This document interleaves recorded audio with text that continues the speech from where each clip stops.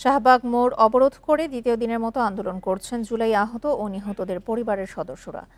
জুলাই সনদ ঘোষণা ও বাস্তবায়নের দাবিতে এই কর্মসূচি পালন করছেন তারা। প্রয়োজনে জেলা উপজেলার জুলাই যোদ্ধারা যোগ দেবেন কর্মসূচিতে। জুলাই সনদ ঘোষণা ও বাস্তবায়নের দাবিতে শুক্রবার সকালে শাহবাগ মোড় অবরোধ করেন জুলাই অভ্যুত্থানে আহত ও নিহতের পরিবারের সদস্যরা। অস্থায়ী মঞ্চে বক্তব্য শুরু করেন কর্মসূচিতে যোগ দেয়া জুলাই আহতরা। বলেন, দাবি মানা না হলে আন্দোলন আরও বেগবান হবে। যোগ দেবেন জেলা ও উপজেলার জুলাই যোদ্ধারা। জুলাই ঘোষণাপত্র জুলাই সনদ বাস্তবায়িত হওয়ার পরে সরকার যখন প্রতিশ্রুতি দিবে যেটাকে স্থায়ী বিধানে অন্তর্ভুক্ত করা হবে, তখনই আমাদের কর্মসূচি আমরা শেষ করব। সরকারকে সাহায্য করে যত দ্রুত সম্ভব জুলাই ঘোষণা জুলাই সনদ চাহিদা মোতাবেক দিয়ে দেন, আমরা ঘরে ফিরে যাব। এই ঘোষণাপত্র এই সনদ যদি না পাই, পরবর্তীতে আমাদের বিপদ মুহূর্ত কাটাতে হবে। কেন আমাদের রাজপথে আসা লাগলো, বৃষ্টিতে ভিজা লাগলো, বউ ফুলাফান বাচ্চা সব বাড়িতে রাখা কেন এনে রাত কাটান লাগলো? এটা ডাক্তার ইউনূস স্যারের কাছে আমাদের প্রশ্ন। তবে আন্দোলনকারীরা শাহবাগ মোড়ের মূল সড়কে ব্যারিকেড দেয়ায় ভোগান্তিতে পড়েন চলাচলকারীরা। এটা কি বাংলাদেশ? আমরা কি এই বাংলাদেশ চাইছি? আমরা তো একটা স্বাধীন বাংলাদেশ চাইছি। এটা কি স্বাধীন বাংলাদেশ? ঢাকা শহরের সিটি হলে কি আপনার কি শাহবাগ মোড়, এই শাহবাগ মোড়টাকে তারা বন্ধ করে রেখেছে, অবরোধ করে রেখেছে। জনসাধারণের যে ক্ষতি হইতেছে এখন আর কারো চেতনা জাগতেছে না। এখানে দুইটা হাসপাতাল, মানুষের তো যদি কোনো ইমার্জেন্সিও লাগে তবুও তো মানুষ আসতে পারতেছে না, কারণ রাস্তা দুই দিক থেকেই বন্ধ। এদিকে দাবি মানা না হলে রাজপথ না ছাড়ার ঘোষণা দিয়েছেন আন্দোলনকারীরা। আদিলুর রহমান, ইন্ডিপেন্ডেন্ট নিউজ, ঢাকা। জুলাই যোদ্ধাদের আন্দোলন নিয়ে জানাতে রাজধানীর শাহবাগ থেকে যোগ দিচ্ছেন সহকর্মী সাজ্জাদ হোসেন। সাজ্জাদ, এই মুহূর্তে আপনি কি অবস্থা দেখতে পাচ্ছেন সেখানে? জুলাই যোদ্ধারা কি বলছেন?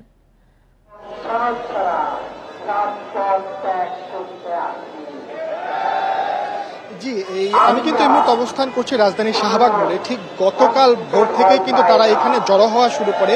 ঠিক 10টা-11টার দিকে কিন্তু তারা যে শাহবাগ মোড়ে অবস্থান করে রাস্তা কিন্তু বন্ধ করে দেয়।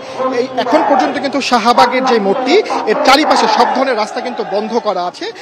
আমি যদি একটু জানিয়ে রাখি তাদের অবস্থান, গতকাল থেকেই কিন্তু তারা একটি দাবি নিয়ে কিন্তু এখানে অবস্থান করছে। সেই দাবিটি হচ্ছে জুলাই সনদ প্রস্তুত এবং তা সাংবিধানিকভাবে যাতে একটা স্বীকৃতি পায় এবং পরবর্তীতে কোনো সরকার এসে যেন এই সনদ পরিবর্তন করতে না পারে, নিজের ইচ্ছা মতো সংস্কার করতে না পারে। এই দাবিটি নিয়ে কিন্তু মূলত তারা গতকাল থেকেই শাহবাগ মোড়ে অবস্থান করছে।